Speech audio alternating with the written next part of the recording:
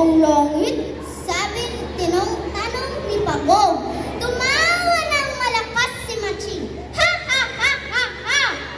Kahit bakit mo na, bulag ka pa! Sabi ni Matching. Yung puno ng saging ang tinuturo ko. Oo nga, ano? Sabi ni Pagong. Halika't kunin natin. Nang makuha nila ang puno ng saging, ay naghati sila. Sa ating paghahati, ako muna ang pipili. Bakit naman ako muna ang pipili dahil maliit naman ako? Hindi maaari, ako muna ang pipili dahil ako ang nakakita. At hinati nila ang puno ng saging. Kinuha ni Matching ang bahaging may dahon. Tiyak, mas maganda ang nakuha ko, may dahon na madaling mamumunga. Sabi ni Matching, sa may kakuyan siya nagtanim. Kinuha naman ni Pagong ang bahaging may ugat. Tiyak na mabuhay ito dahil may ugat na. Sa may tabing ilog siya nagtanim. Nilagaan ng dalawa ang kanilang mga tanim. Niligan nila ito araw-araw at nilagyan ng pataba. Pagkalipas ng ilang araw ay namatay ni Matching. Nalanta ang mga dahon at bulok ang puno nito. Malungkot na malungkot si Matching. Samantala, unti-unti nakakadahon ang tanim ni Pagong. Lumaki ito ng malaki hanggang mamunga. Masayang masaya si Pagong. Malungkot na malungkot si Matching na malay kay Pagong. Iyak ni Matching, ay Pagong, namatay ang tanim ko. Aba, iyon lang pala, huwag kang umiyak. Sabi naman ni Pagong, tignan mo ang tanim ko, ang daming bunga. Tulungan mo lang ako mamitas at hahatian kita sa bunga. Napalundag sa tuwa si Matching. Talaga, hayaan mo na lang ako ang umakyat. Sabi ni Matching, mabilis na umakyat ng puno ng saging si Matching.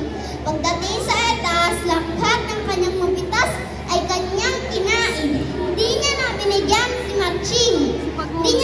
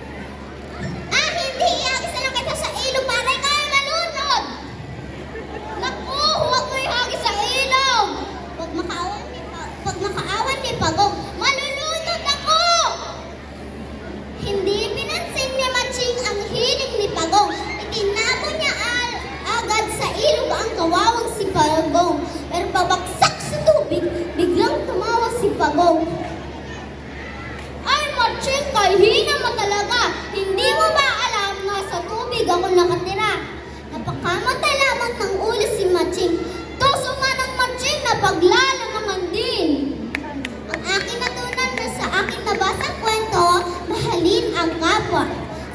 So, salamat po sa pakikinig sa aking nabasang kwento.